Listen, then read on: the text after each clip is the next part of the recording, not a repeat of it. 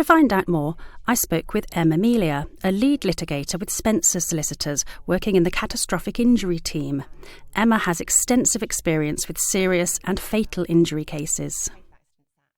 Can you just remind us how a claim for damages arises in a fatal accident? Historically, there was no right of action at common law. The right of action would die with the deceased. However, statute intervened in the form of the Fatal Accidents Act and the Law Reform Miscellaneous Provisions Act. The Fatal Accidents Act allows a claim on behalf of the defendants, and the Law Reform Miscellaneous Provisions Act allows a claim on behalf of the estate. So the estate can bring a claim under the Law Reform Miscellaneous Provisions Act 1934. What were the main provisions of this Act? The main provisions of the Act are to allow a claim for pain, suffering and loss of immunity, for financial losses incurred as a consequence of the death. So that would be things such as funeral expenses, medical expenses, things such as care. The 1934 Act was amended by the Administration of Justice Act 1982.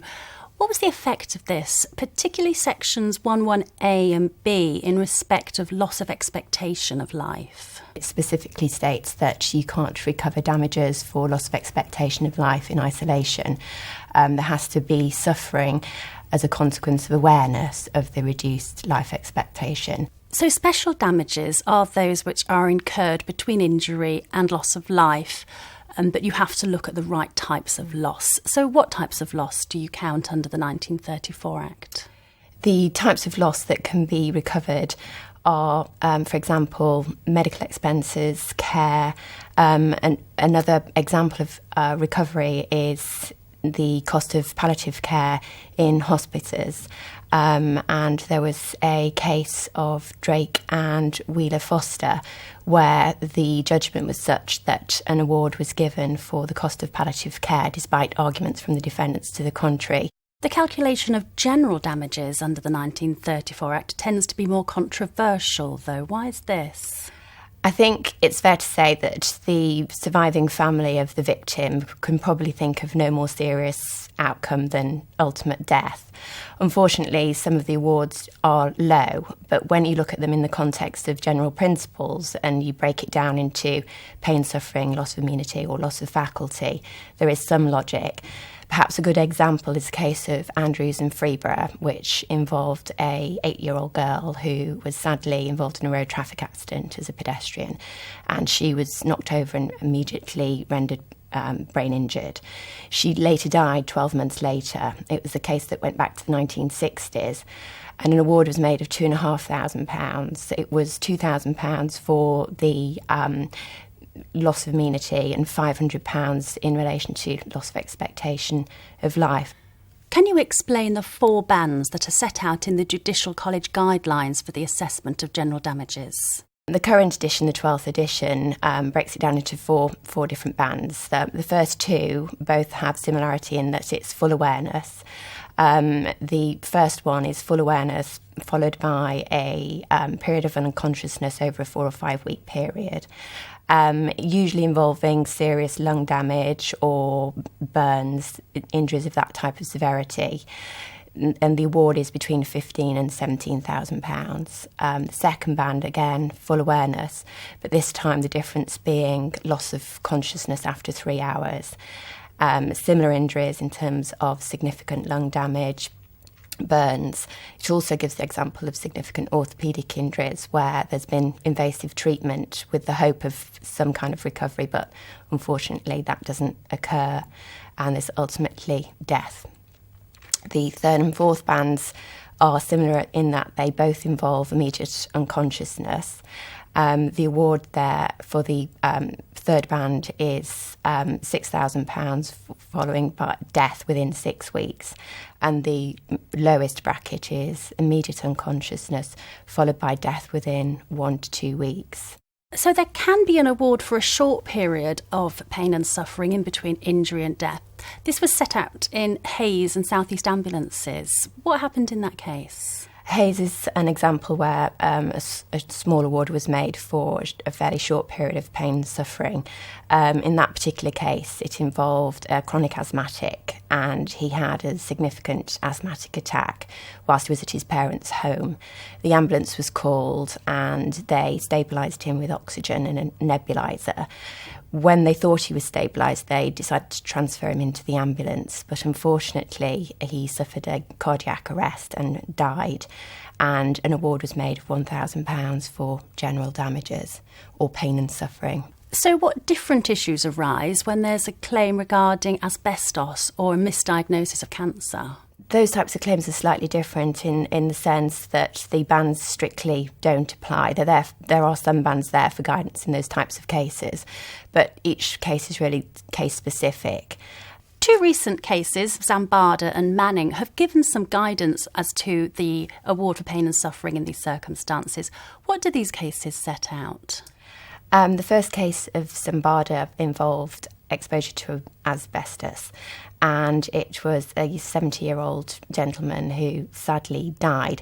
He was diagnosed in February 2011 and ultimately died in September. So approximately 7 months of suffering.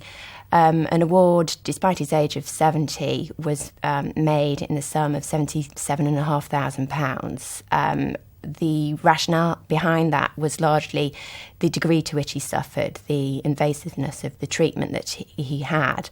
I think one particular factor that stood out on that case was the fact that he was the main carer for his disabled wife, and he was extremely worried and concerned as to who would be looking after her after he died.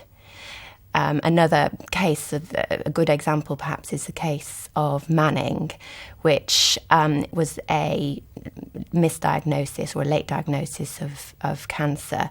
Mrs. Manning was diagnosed with cancer of the tongue, and the case was slightly different to Zambada in the sense that the period of suffering went on for longer, but the degree of suffering, albeit significant, was perhaps less significant than in Zambada. She, again in contrast, was a 43-year-old lady and had 2 dependent children, and she was awarded the sum of £65,000 for general damages. The question arises of the awareness of reduced life expectancy in these cases and how this contributed to the suffering of the deceased. This was important in Kadir and Mystery. What were the key facts and points in this case? The facts of that case were there was a 32-year-old lady who was ultimately diagnosed as having stomach cancer. There was a delayed diagnosis for a period of about 9 months. In the hearing at first instance, there was consideration given to whether her suffering was any different as a consequence of the breach of duty or not. And there was also further consideration given to whether she had awareness of the reduced life expectancy and suffered as a consequence. At first instance, the judge found that the degree to which she suffered as a consequence of the breach was no different, because she still would have had to have the same gruelling and intensive treatment that she did in any event. So what happened in the Court of Appeal? The findings at the Court of Appeal were the same in that the pain and suffering was no different, but the Court of Appeal also went on to consider the extent to which she suffered or was aware of her reduced life expectancy.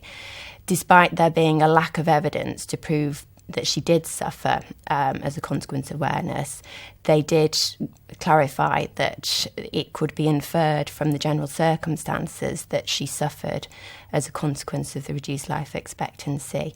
Consequently, an award was made in the sum of £3,500 for the 3.5 months that she was aware that her life had been reduced. What do you think are the likely implications for future cases? The likely implications following on from Kadir are there will not be an award for general damages in a case where there hasn't been additional pain and suffering as a consequence of the breach. However, there is likely to be a recovery in cases where someone has suffered as a consequence of their awareness of reduced life expectancy. But the evidence that's required in order to be able to recover damages for that can be inferred as opposed to having to be specifically proved on the evidence